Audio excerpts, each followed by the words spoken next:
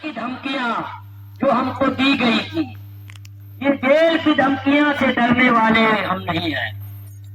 अगर आप इस भारत की हिस्ट्री में देखोगे, इस भारत की हिस्ट्री में देखोगे तो हिस्ट्री को मिस्ट्री करने वाले थे तो ट्राइबल वॉरियर थे, आदिवासी क्रांतिकारी थे, जिन्होंने अंग्रेजों को हिला दिया, अंग्रेजों की जेल को भी दहला दिया। जेल की धमकी हमको क्या देते हैं? और अगर इस समाज के ऊपर अन्याय होती है, अत्याचार होती है, तो जेल क्या, फांसी की फंदे को भी चूम करके मैं झूलने के लिए तैयार हूं। आप लोग अपने अधिकार के लिए लड़ना सीखिए, अपने अधिकार को बोलना सीखिए। जब आपके बोली शुरू होगा, बोलना सीख जाएंगे, लड़ना सीख जाएंगे, तो आपके ऊपर अत्याचार होना बंद हो जाएगी। आज हमारे लोगों को अपनी पहचान याद दिलानी है, अपनी सांस्कृतिक पहचान, सामाजिक पहचान याद दिलानी है। अगर उसको अपने पहचान याद आ गई तो समझ जाइए कि वो कभी शोषित नहीं हो सकता।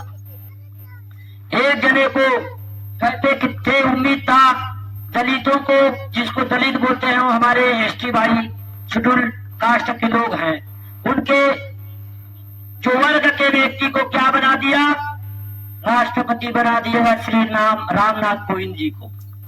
तो बहुत आशा लगाए थे कि हमारे साथ अन्याय अत्याचार होगा, उसके संबंध में बोलेंगे। लेकिन जब वही राष्ट्रपति बना तो उसी की शासन काल में हमारे एससी भाइयों के साथ ज्यादा अन्याय अत्याचार हुआ। सेम उसी तरीका से आज हमारे शेड्यूल ट्राइब के राष्ट्रपति बनी मुर्मू जी, और उसी की शासन काल में आज महिला को राष्ट्रपति बना तो दिए, लेकिन एक शेड्यूल ट्राइब की महिला को निर्वस्त्र करके घुमाया भी जा रहा है। इसलिए आपको एक मंत्र याद रखनी है दादा मरकाम की। क्या मंत्र याद रखनी है? कांग्रेस भाजपा भाई भाई, एक डाकू एक।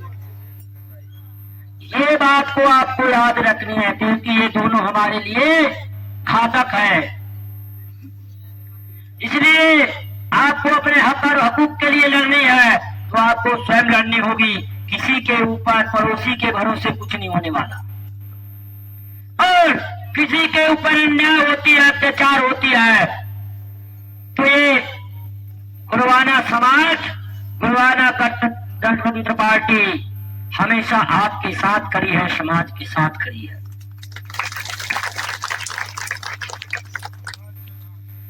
आज कई प्रकार की तमाम बातें हमारे लोगों के लिए कही जाती है, लेकिन जमीन में कुछ नहीं होता। होता है क्या? जिस दिन हमारे लोग यहाँ जाग जाएंगे, उस दिन हमारा शोषण कोई नहीं कर सकता। इसलिए अब हम जगाने का काम करेंगे और हमारे आंदोलन रोड से लेकर के कोर्ट तक, सड़क से लेकर के सांसद तक हमेशा जारी रहेगा। उसे कोई नहीं बदल सकता, कोई नहीं रोक सकता। जब भी हमारे लोगों के ऊपर अन्याय होगी, तब भी हमारे जैसे लोग खड़ा हो जाएंगे। एक लिंगों की चले जाने से समाज को कोई फर्क पड़ने वाला नहीं है, क्योंकि यहाँ 1000 वीर योद्धा पैदा हो चुकी है। दादा मरकाम हजारों वीर योद्धा पैदा कर दी है। अब तो हमें 2 क्षेत्र में काम करना पड़ेगा। पहला, गुरवाना गणतंत्र गोटूल के क्षेत्र में, और दूसरा गुरवाना गढ़ किला की आजादी की लड़ाई। ये हमारी पहला मुहिम होगी। दादा मरकाम की अंतिम समय में मैं उन्हें वचन दिया। दादा ने कहा कि आपको गुरवाना गढ़ किला की आजादी की लड़ाई लड़नी होगी, चाहे धमदागढ़ हो, गोरामदेव हो, रतनपुर हो, डोंगरगढ़ हो, उनके लिए हमको लड़ाई लड़नी होगी। जाएगी, वो हमारी थी, हमारी है, हमारी रहेगी। आज सभी लोगों की गोत्रा में एक एक घर है, लेकिन उस घर में कब्जा किसका है? बताइए मेरे को। आपकी कुल देवता को कब्जा करके दूसरे बैठे हैं, तो आप इधर कितना भी पूजा पाठ करो, कुल देवता तो उसके कब्जे में है। क्या होने वाला?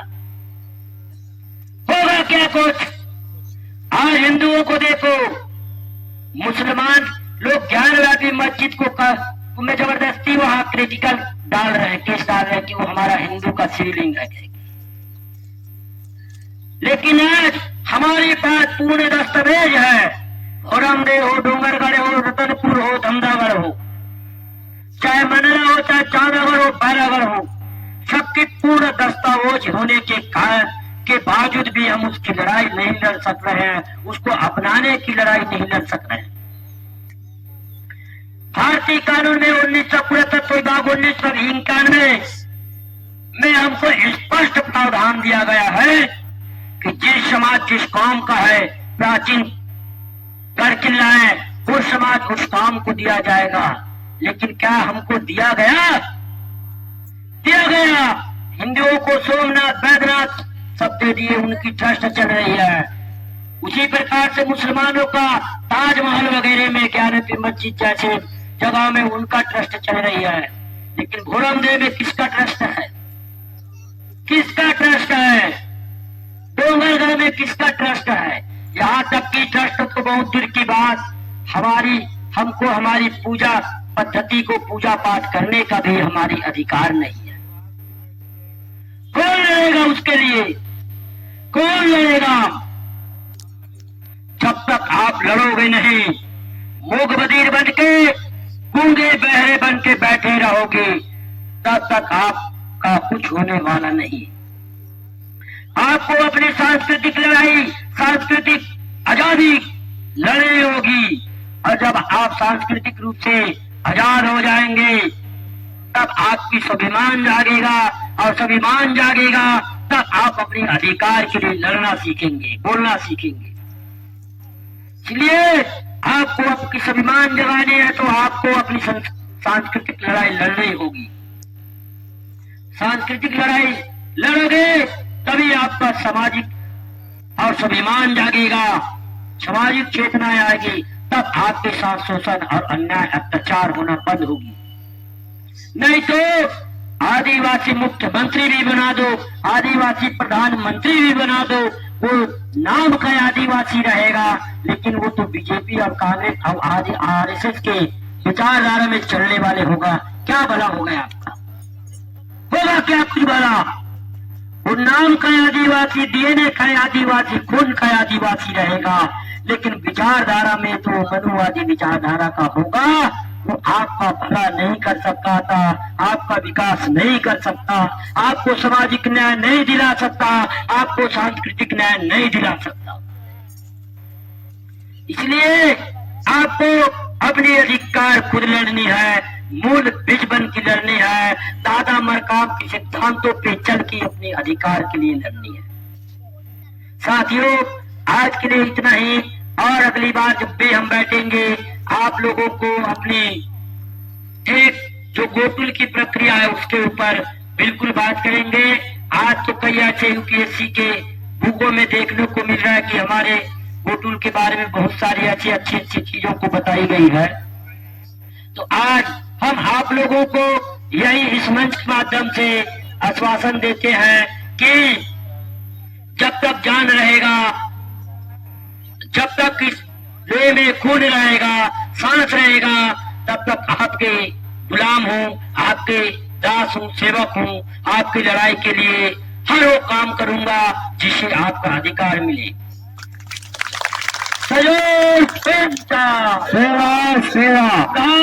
मैं जब जेल में था तो कई हमारे लोगों को टॉर्चर किए, मानसिक रूप से परेशान किए कि इतना बड़ा बड़ा सम्मेलन करवाते हो, इतना बड़ा बड़ा कार्यक्रम, रैली, आंदोलन करवाते हो, तो उनके लिए तुम्हारे पास पैसा कहां से आता है? ये हमारी आय की सोच जानना चाहते हैं।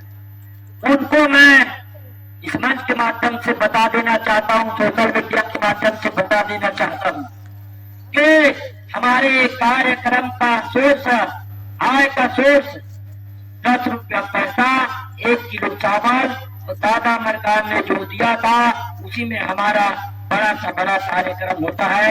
किसी से हम भीख नहीं मांगते, किसी से हम भीख नहीं मांगते, किसी से हम सहयोग नहीं मांगते। जो भी सहयोग देता है वो सामान देता है। 10 रुपये पैसा 1 किलो चावल से लाखों का कार्यक्रम होता है और होता रहेगा। इसके लिए किसी को मानसिक रूप से टार्चर करने की, परेशान करने की आवश्यकता नहीं है।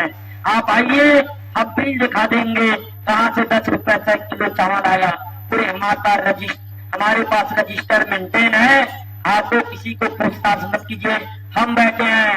आप जेल जाने के बाद मानसिक रूप से हमारे लोगों को परेशान कर रहे थे, जेल ही आ जाते, रजिस्टर को दिखा देते हम कि हम इतना कार्यक्रम कराते हैं, तो कहाँ से पैसा आता है आपको क्लियर ही बता देते।